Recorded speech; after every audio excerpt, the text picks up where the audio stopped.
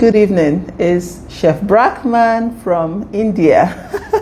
So I just wanted to come in and chat with you guys real quick. So yesterday I saw a movie. I first became aware of that movie because there was some, hey, okay, let me wait for you. Hey guys, hello.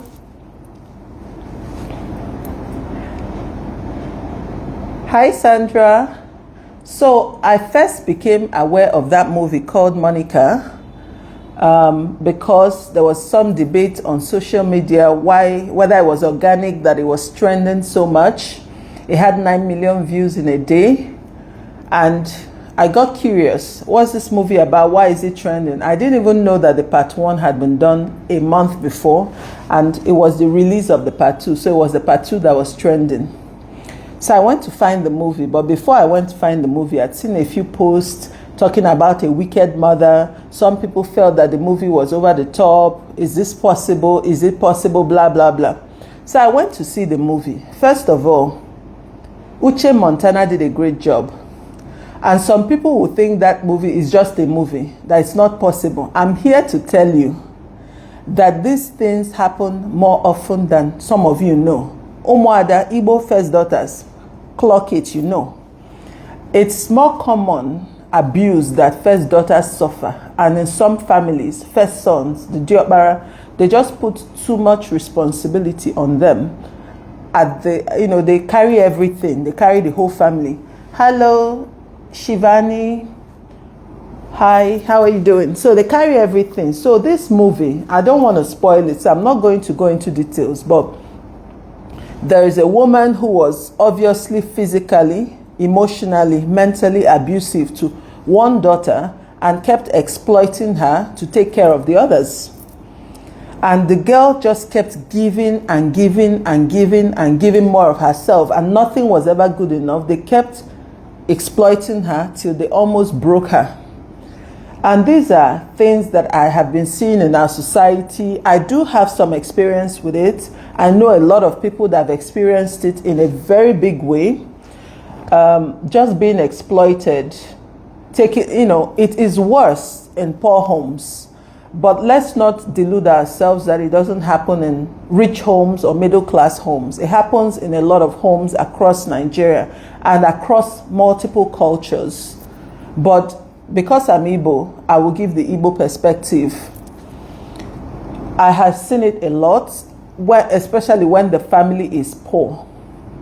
When the family is rich, and for some reason, I don't have the scientific reason why some mothers or some fathers, for that matter, will pick on one child, abuse that one child, exploit that child, have that child take care of the rest. I can't tell you the scientific reason why it happens, but I know that it happens. And I'll tell you a few stories of people that I know it has happened to. In rich homes, it will be physical abuse, emotional abuse. Whoever that is being abused will suffer insecurity. They will doubt themselves. They will keep trying to have parental approval. They will never get it, so they will keep working harder. They will keep giving more. They will keep giving more, and nothing will ever be good enough. Shivani, nothing will ever be good enough. And why I'm making this live is that I know, in fact, I felt it in my spirit and I had to share. I know there are people who are in this bondage.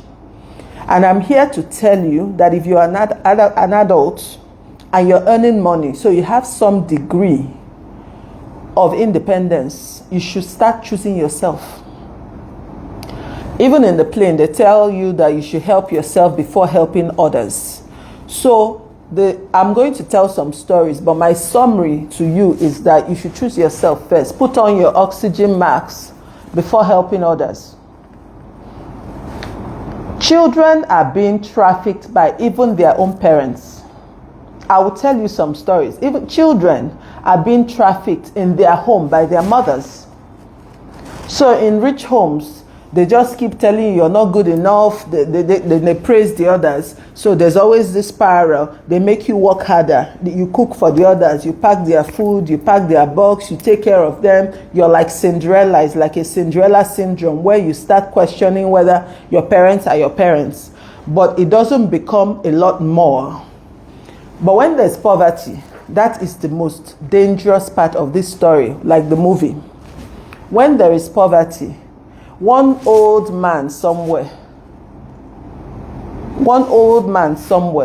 will lose his wife and have young children and come to your parents and ask for your hand in marriage, and you're like 18, and he'll promise heaven and earth to your parents, and they will tell you to marry the 50-year-old with 3 children so that others can go to school.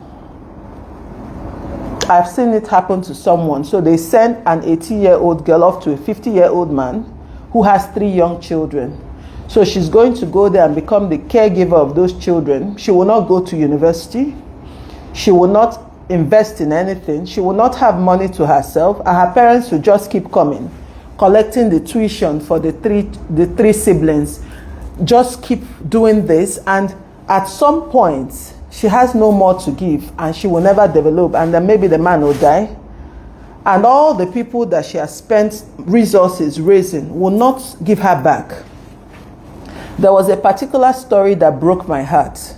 I met this lady in Bonny. She was with a white man. You know, some of these girls that worked on Bonny back in the days, the call girls, the Obungidis, they would say. So one of these girls, she said to me that her parents had no money. Things were hard, and she wanted her siblings to go to school. And because she had been exposed to certain things early, she just felt that since she has been sensitized and exposed to stuff, that she was the one that had to sacrifice herself so that others will go to school. So in the shipyard, everywhere that expats gather, expat men drinking gather, she goes there. She gets clients. She gets money. At some point, she had like a steady boyfriend who was now funding her life, and she was sending tuition home. So the siblings all went to university because she was working. And then at some point, she built their family home. Everybody was being comfortable, but she was still a call girl. And their father died. She had renovated their house. She had painted it. On the burial, her elder brother walked her out of the burial and said that she would embarrass them, that she's a prostitute. And she was crying and telling me the people that she had spent her life raising. Another girl, she got married to an abusive man. Each time he beats her up, the parents send her back and tell her to consider the school fees of her brothers. So because the man was paying the fees of her brothers, she continued that marriage until she almost lost her life. And there are so many stories. So I don't know what situation you're finding yourself in today, young woman. I'm here to tell you that if any money is coming to your hand, you should start working on your freedom, your financial independence. Some of you will be sent out as domestic staff, and every money you earn will be used to send your siblings to school.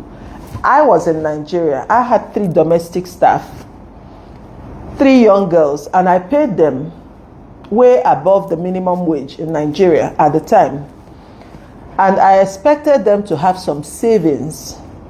They didn't pay rent, they didn't pay transport to my house, they lived at home, they ate all their meals at home. I expected them to have savings. So I started having financial conversations with them, like, what are you planning to do when I leave? What are you going to do? What are you going to do? And they did not have savings, because everything they earned went home and used on others, including some siblings who also worked. I said, so why are your siblings who are working in other places not contributing? You see this thing they tell you, you don't have responsibility. It's evil. So because you have sacrificed yourself, you're working as a domestic staff, you're working as a hooker, you're working in a shop, because you're unmarried or you have no children, the ones that are married or have children will exploit you. Each time your parents need something, they call you because they say you have no responsibility. Please, protect yourself, save for yourself. And then the trafficking of children and parents who traffic their children or send off their children to marry or give their children to business associates so that you can put others through school. You're evil. You should do more.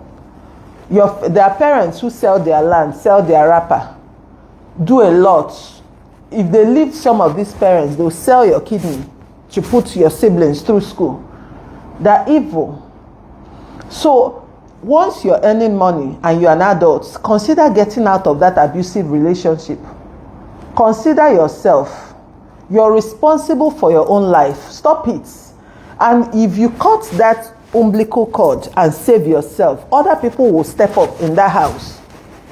I've had a girl who was in an unhealthy relationship competition with her sister because her parents were doing this thing.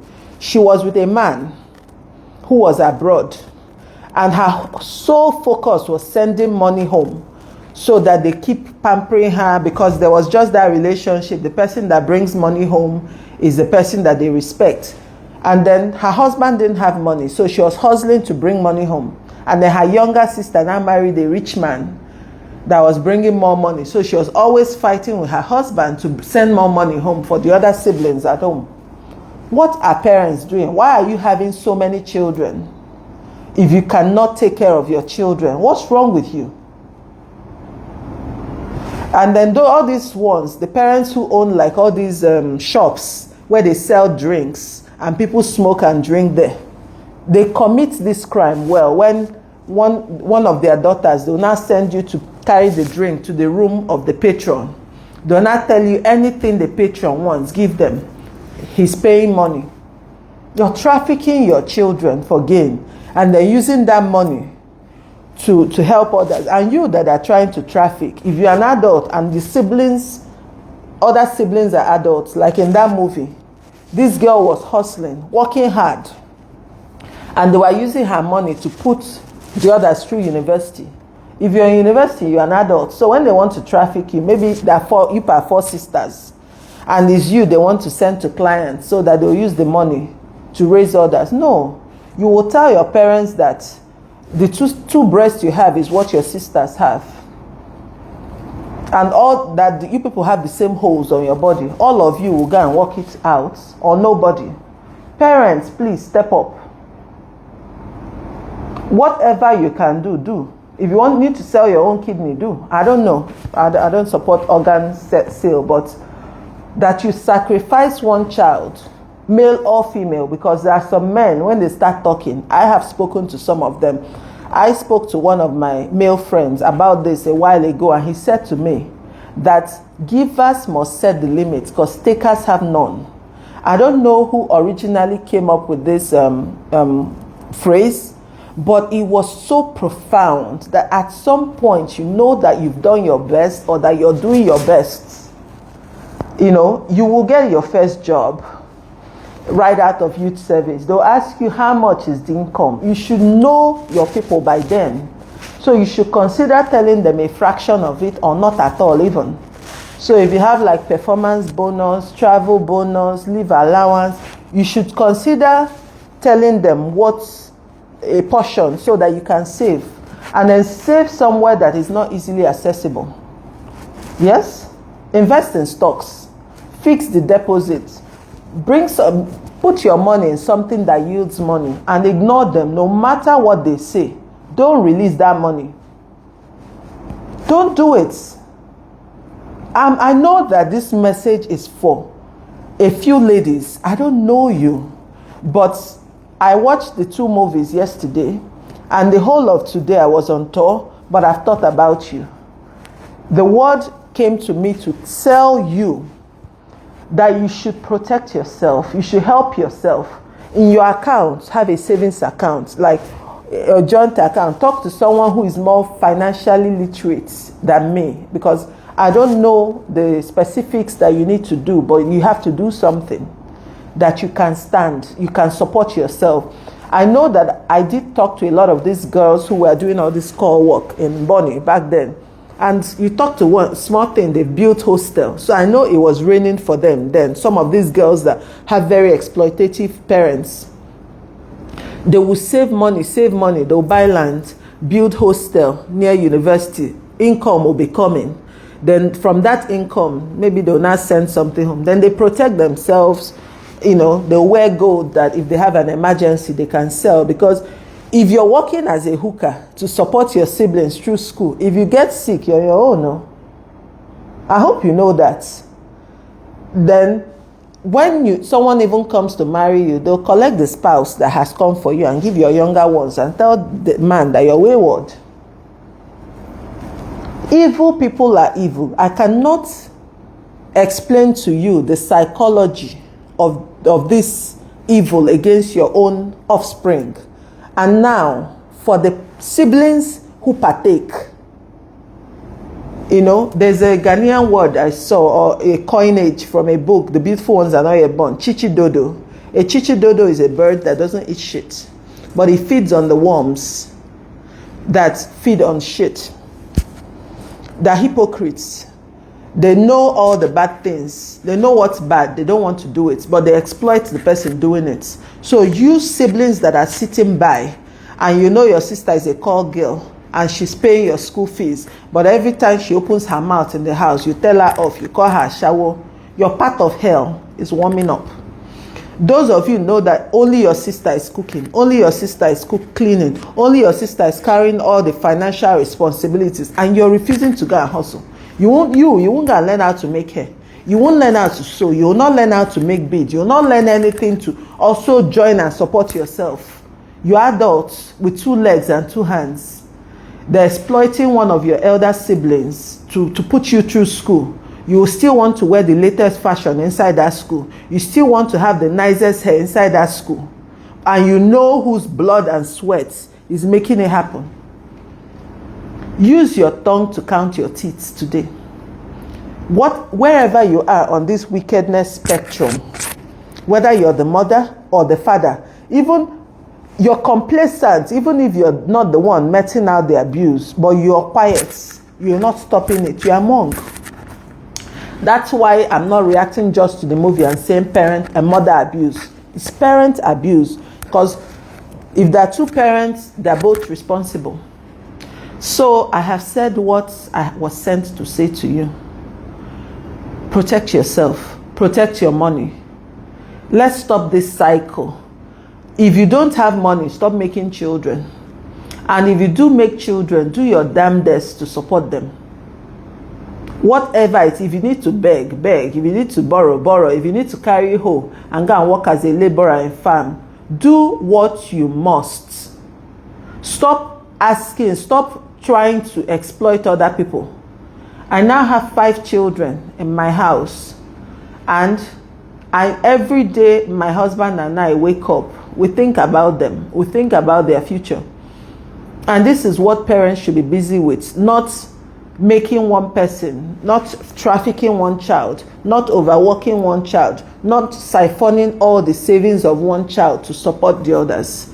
So please, let's reflect on it. If you haven't seen Monica 1 and 2 that is on YouTube, it's from Uche Montana. I don't know her, so I'm not here to I don't know her at all. But that movie struck a chord in me, and because I know several Adas, Ada is a first daughter in Igbo land. I know several Adas that have been exploited this way, and they will be cast away at the end of the day. That's what pains me the most. Not just that you've been exploited, you will never get the appreciation. You will never get the recognition. All those people you've hustled, whether you prostituted yourself, whether they trafficked you, whether you did extra work, you cleaned, you swept gutter, whatever you did to bring money to put them through school, they will never graduate and thank you. At their marriage, they will not turn and say, if not for this, my sister. You will never get that appreciation and that love. So put your oxygen mask on before helping others. If they marry you off to someone old and rich, go to do masters first. The one that pained me the most, my friend, her husband sent 2 of her brothers abroad to school. So each time they beat her in that house, even with pregnancy, her mother will send her back and beg her that does she not want her siblings to graduate in America. The man will beat her. The mother will beg her to go back so that the others can graduate in America. She no see America. So if they marry you off or a rich man comes, you go to America first. Educate yourself first. Save money first. I don't know who this message is for, but if you've not seen the movie I'm referring to, Monica 1 and 2, go and watch it. Then if you're being exploited by your family in any of these ways, please protect yourself. Save your own money. I know someone that she was sent to the UK, like she was like 15 in the 80s. They sent her to the UK to be a worker, like helps an old person, like a caregiver. Is now a lot of things have tightened, like you can't hire people under the table, but she was a carer of a very elderly person, and they were maltreating her and they were not paying her until the British government got involved, trafficking, this, and then she now stayed on in the UK on her own and hustled. And everything she made, she sent to her siblings. The siblings all went to school, they all graduated, they all married, had their children. She is the only one. House she did not build or buy. Savings she does not have. She never married. Yes, African tax, black tax, depending on how you, some people call it African tax, some people call it black tax. If they're taxing the whole, all the children, then it's just be greedy parents. But I'm not talking of where they're even taxing everybody. I'm talking of they're taxing one person in the family and using that one person to support others. And even when others start making money, they're still exploiting the one person they've been exploiting. They exploit you so much that you have no time for a relationship. You have no time to get married. You have no time to have children. You cannot have savings. Then they'll tell you, you know you have no responsibilities. So I'm now telling you that just imagine that you're in a plane that is about to crash. So your father has lost his job, or his kidney has failed, and people now need to be doing dialysis, and everybody there has breasts, but it's only you they want to be trafficking to pay for the dialysis. I'm now telling you now that if you refuse, if you protect yourself, everybody else will have to step on. But if you keep giving, takers have no limit. So you, the giver, should set the limits and protect yourself without guilt. If you're having difficulty with guilt and you need someone whose heart has gotten stronger to help you, I can tell you one or two things, But please, I don't know who this message is for, but I've come here to tell you what I came to tell you. So I hope that you have a good evening. Bye-bye.